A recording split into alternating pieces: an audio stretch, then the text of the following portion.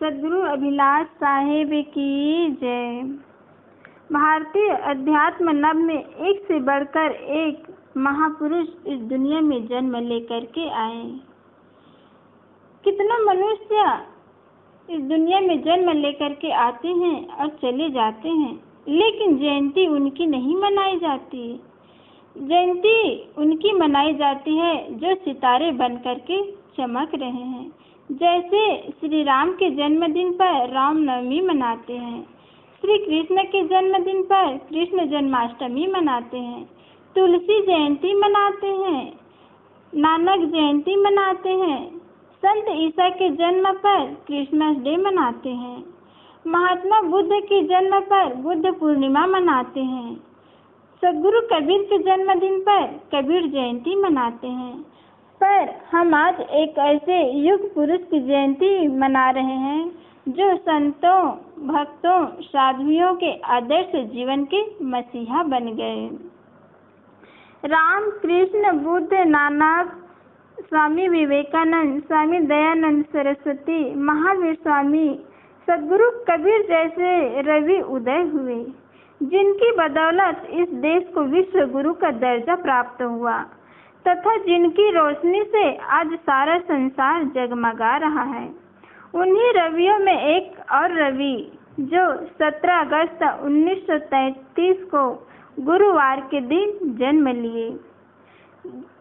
जन्मदात्री माता जगरानी देवी एवं पिता श्री दुर्गा प्रसाद शुक्ल। उत्तर प्रदेश के बस्ती जिला के खानतारा गांव में आपका जन्म हुआ।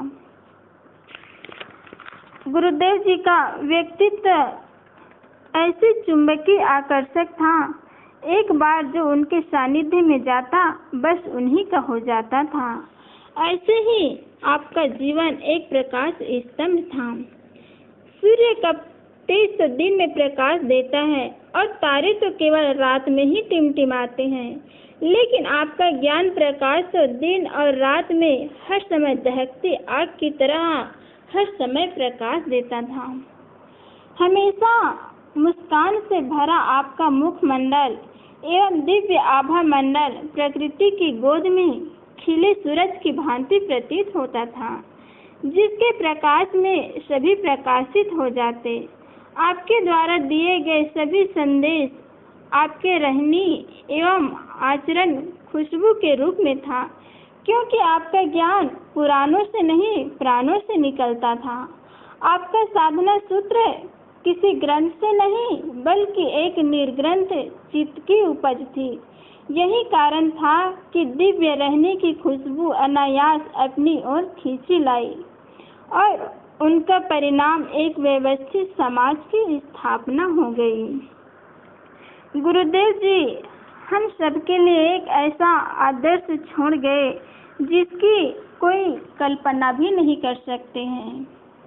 इस संसार में तो कितनों महापुरुष आए हैं, लेकिन किसी में ऐसा हिम्मत और साहस नहीं है, किसी ने ऐसा हिम्मत और साहस नहीं दिखलाया जो साधुओं को एक आधार दे सके। परंतु गुरुदेव जी के इस उपकार के लिए यह साध्वी समाज सदैव ऋणी रहेगी।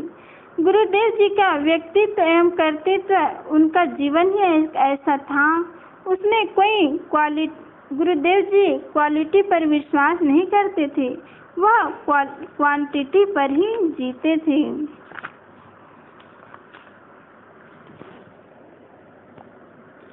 दुनिया में लोगों को बहुत कुछ मिलता है, सब कुछ तो किसी किसी को मिलता है, लेकिन गुरुदेव जी को सब कुछ प्राप्त हुआ, सब कुछ मिला। आत्म शांति, आत्म स्थिति, इन दोनों स्थितियों में गुरुदेव जी सदैव स्थित रहे। जैसे आत्म शांति न मिली, जिसे आत्म शांति न मिली और जो आत्म स्वरूप में स्थित न हुआ, उसे बाहर का सब कुछ मिल जाने के बाद भी उसके पास कुछ भी नहीं है। लेकिन जिसे आत्म शांति मिल गई और जो आत्म स्वरूप में स्थित हो गया, उसे दुनिया के मानो सब कुछ, उत्तम से उत्तम भोग, मान बढ़ाई, धन दौलत कुछ भी न मिले तो क्या फर्क पड़ता है, क्योंकि वे तो शहंशाहों के शाह हो जाते हैं। ऐसा बादशाह की जिनके जीवन में कोई आह ही नहीं होती। बिना ताज के ही सिर पर ताज बन जाता है, बिना ताज के सिर पर राज बन जाता है। ऐसे आदर्श गुरु हम सबको मिले और 17 अगस्त 1933 को जन्म लिए। आज ऐसे महापुरुष की हम सब जयंती मना रहे हैं। ऐसे गुरु को पा करके हम धन्य हो गए, हमारा जीवन कृतार्थ हो गया। बोलिए सद्गुरु अभिलाष साहेब की जय।